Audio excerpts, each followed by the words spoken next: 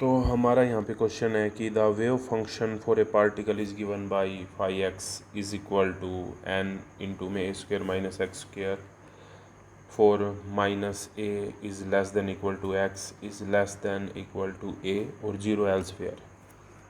Simple बात ये है कि ये फंक्शन ये रहेगा, अगर ये कंडीशन है तो बाकी सारी जगह पे ये जीरो रहेगा और इसमें हमको नॉर्मलाइजेशन कांस्टेंट n की वैल्यू निकालनी है।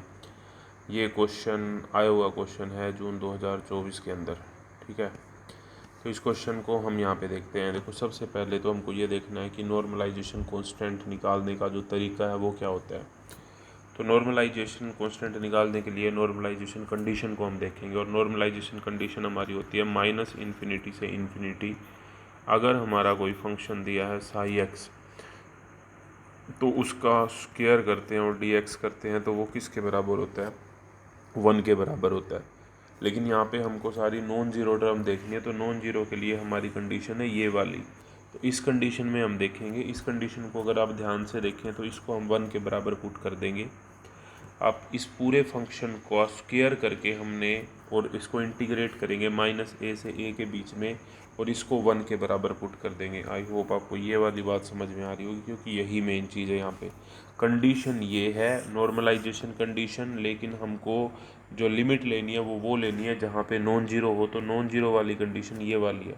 तो इस कंडीशन के अंदर हम ये जो नॉर्मलाइजेशन कंडीशन है इसमें इस वैल्यू को पुट कर देंगे, इस कंडीशन को पुट कर देंगे तो हमारा ये आ जाएगा। इसमें अब कुछ नहीं करना, ये जो वैल्यू है ये मैं रेड पेन से कर देता हूँ, ये जो वैल्यू है ये वैल्यू निकालनी है। इसका आंसर आते ही इसको उस साइड ले जाना है और हमारी एन स्क्वायर की वैल्यू आ जाएगी और फिर हमारी एन की वैल्यू आ जाएगी, ठीक है।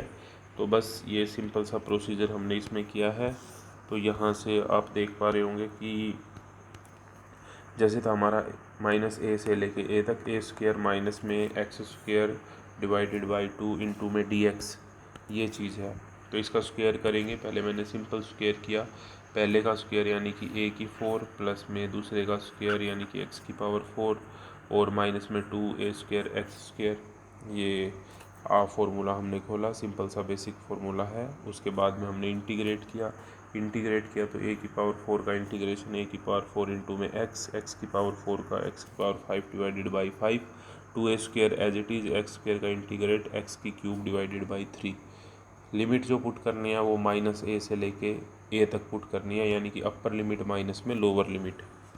तो अब यहाँ पे पहले मैंने ए पुट कर दिया इसके अंदर, यानी कि जो हमारी अपर लिमिट थी ए की पावर 5 डिवाइडेड बाई ए की पावर 5 डिवाइडेड बाई 5 माइनस में 2 ए की पावर 5 डिवाइडेड बाई 3 और फिर मैंने माइनस ए की वैल्यू यहाँ पे पुट कर दी। पुट करने के बाद कुछ नहीं किया, मैंने इन सभी को यहाँ पे सोल्व कर लिया, ठीक है। यहाँ तक सोल्व किया, फिर ये हमने सोल्व किया सारे का सारा। और सोल्व करने के बाद में फिर हमने क्या देखा, फिर हमने ये देखा कि जो हमारा इंटीग्रेशन था उसकी वैल्यू ये आई है। इंटीग्रेशन की वैल्यू अगर आ गई तो बचा क्या, एन स्क्वायर तो यहाँ पे था, ये इंटीग्रेशन की वैल्यू आ गई, जैसे मैंने ऊपर अंडरलाइन किया था इज इक्वल टू 1 है। तो एन स्क्वायर को इसी साइड रखा, बाकी जो वैल्यू है इंटीग्रेशन की उसको इस साइड ले गए। 15/16 ए की पावर 5 ये हमारा आ गया एन स्क्वायर की वैल्यू। अब हमको निकाल दिया नॉर्मलाइजेशन कांस्टेंट यानी कि n की वैल्यू, तो उस साइड जाके अंडर रूट कर दिया, या इसको हम ऐसे भी लिख सकते हैं is equal to under root 15 divided by 16 का अंडर रूट होता है 4 और a की पावर 5/2। तो ये भी हमारी नॉर्मलाइजेशन कांस्टेंट की वैल्यू है। आई होप ये आंसर आपको समझ में आया होगा।